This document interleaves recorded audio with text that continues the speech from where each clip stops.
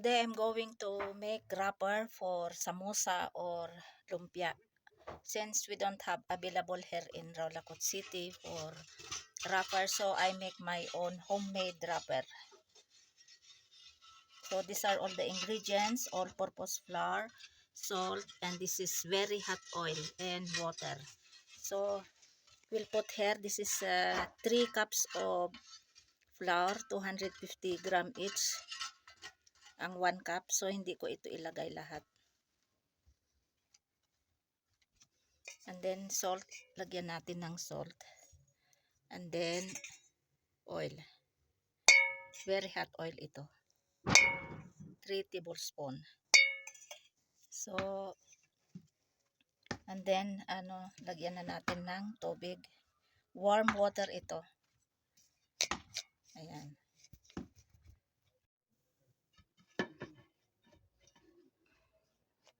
Slowly na lagyan natin ng tubig. If you have butter, you can use also butter. But I don't have butter, so I use cooking oil.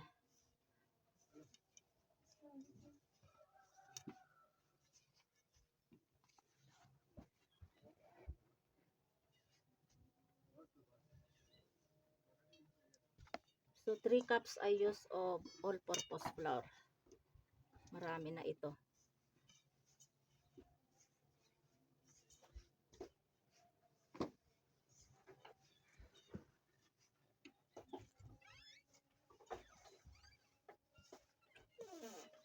Friday pa lang ngayon, Juma Mubarak to all Muslims around the world. And today is February 16.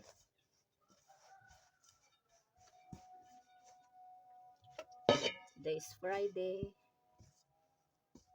Ayan, may azan na for Suhar.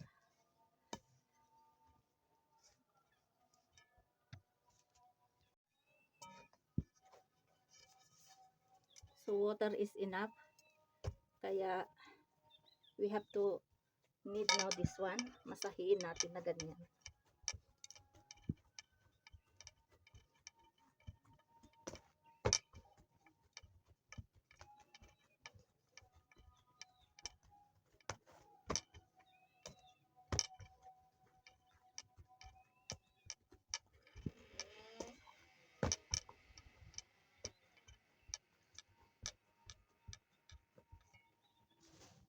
Masahiin natin ng husto para maganda yung dough.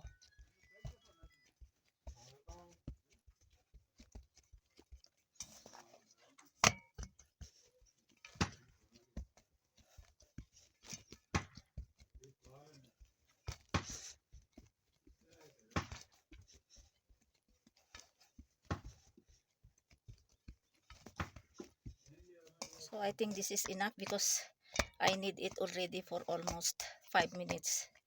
So we have to cover this one and leave this one for 30 minutes or more than 30 minutes because I'm busy, I'm doing something. I will boil this one in pressure cooker, then after that I have to mash this one for my alo samosa. Ito na yung binoil kong potatoes sa pressure cooker. So what I have to do is I have to like this, imamash ko itong patatas. I don't have these tools for using mashed potatoes, but inshallah I have very soon. So for the meantime, I will use this glass. Ayan.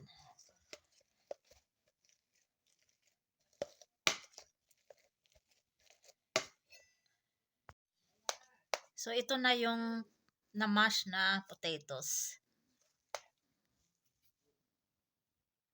Now I have to saute now these fillings of samosa. This is white onion,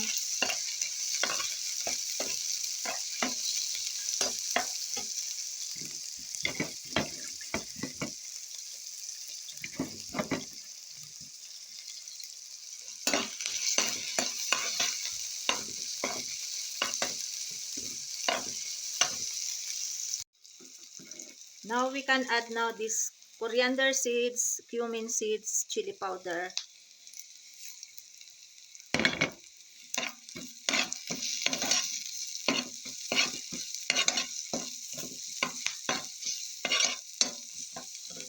And also this one, this is green chilies, coriander leaves. This is organic coriander leaves.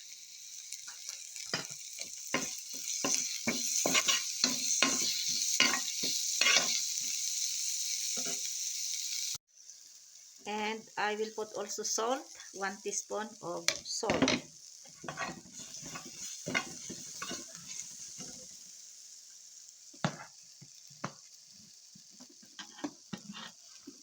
Now we can put now these mashed potatoes.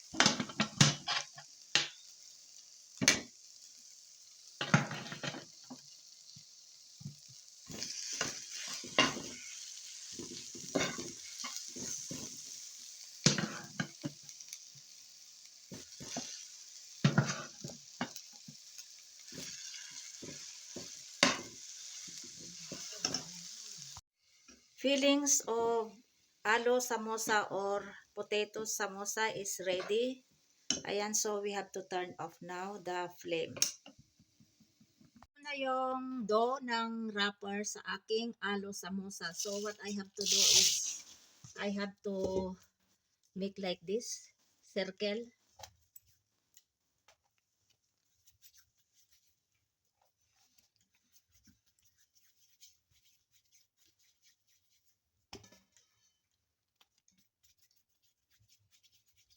Itong lahat yung dough na bilog-bilog ko na. So what I have to do is I have to make like this. I have to roll it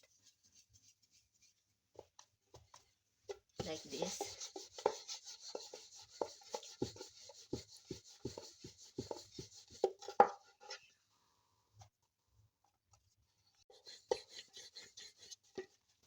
You see how very thin this wrapper. Now we have to roll more.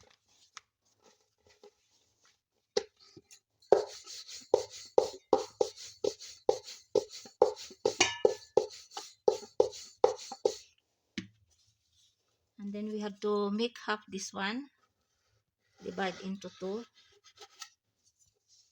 And then we will put now these fillings, palaman ng samosa.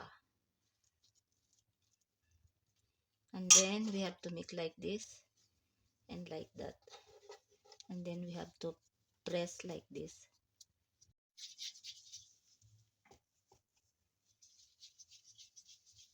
You have to do like this. Same you are making this roti or chapati. And then you have to roll like this.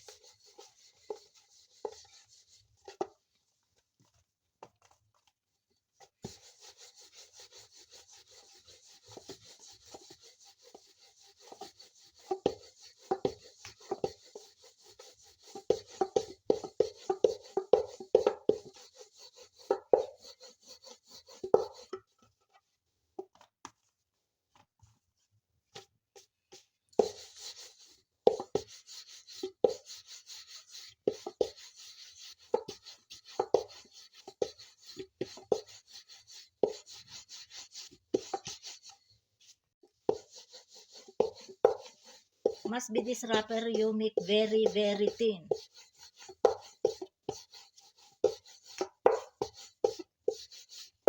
You see.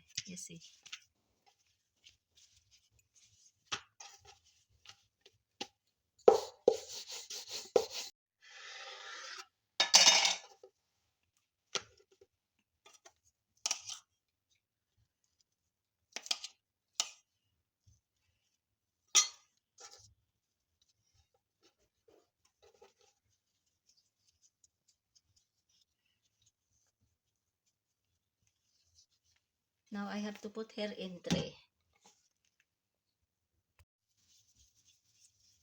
Now I have to make another design or another shape of alo samosa.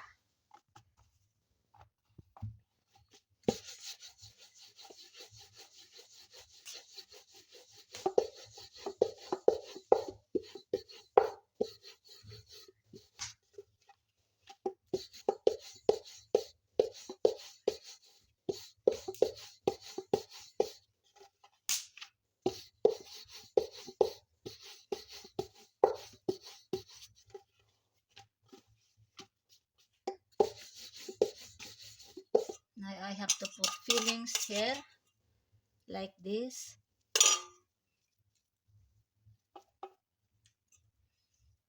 And then you have to make like this. And then where you have to cut like this. This is another shape.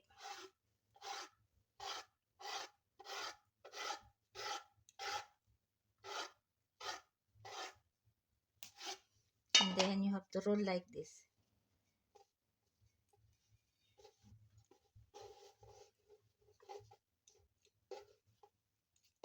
I make another one before, so I make two. This one. Kulang yung palaman, kaya ito, ipa-fry ko lang ito.